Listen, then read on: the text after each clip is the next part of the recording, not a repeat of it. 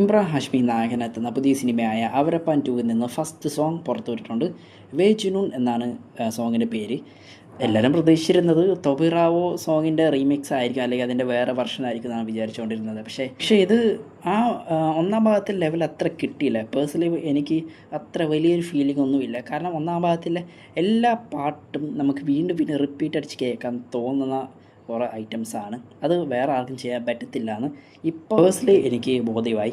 ഒന്നാം ഭാഗത്തിൽ പോലെ തന്നെ ഇതിനകത്തും എന്തോ ഒരു മിഷന് വേണ്ടി പുള്ളിക്കാരൻ ഇറങ്ങുന്നതുകൊണ്ട് അതായത് ഒന്നാം ഭാഗത്തിന് ഡയറക്റ്റ് കണ്ടിന്യൂഷൻ അല്ലെങ്കിൽ പോലും ഒന്നാം ഭാഗമായിട്ട് നല്ല ബന്ധമുണ്ട്.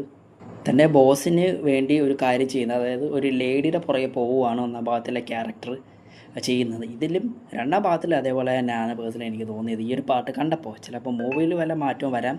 പിന്നെ സിനിമയിൽ ഇമ്രാൻ ഹാഷ്മിയുടെ ലുക്കൊക്കെ പുറത്ത് വന്നിട്ടുണ്ടായിരുന്നു. അത് അവരായിട്ട് തന്നെ പുറത്ത് വിട്ടതാണ്, ഇനി ലീക്കായതാണോ എന്ന് കണ്ടതിന് അറിയണം.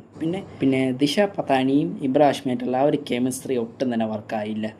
അതൊക്കെ ഒന്നാം ഭാഗത്തിലെ ശ്രേയയും പുള്ളിക്കാരനായിട്ടുള്ള കിടിലൻ കെമിസ്ട്രി തന്നെയായിരുന്നു.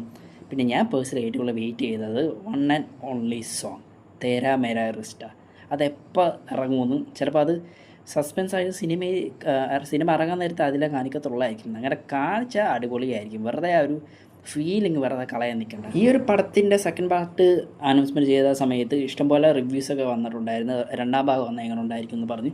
അപ്പോൾ ഹിന്ദിയിലെ കുറേമാരുടെ റിംഗ് ട്യൂൺ വരെ തേരാ മേരാ റിസ്റ്റയും പിന്നെ തൊബിറാവോ ഒക്കെയാണ് വെച്ചുകൊണ്ടിരുന്നത്.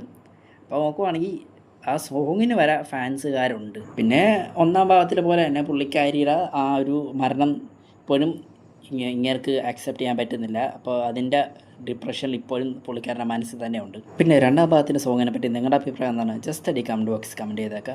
പിന്നെ എൻ്റെ അപ്ഡേറ്റുകൾ ഇഷ്ടപ്പെടുകയാണെങ്കിൽ മാത്രം ചാനൽ സബ്സ്ക്രൈബ് ചെയ്യാൻ മറക്കല്ലേ.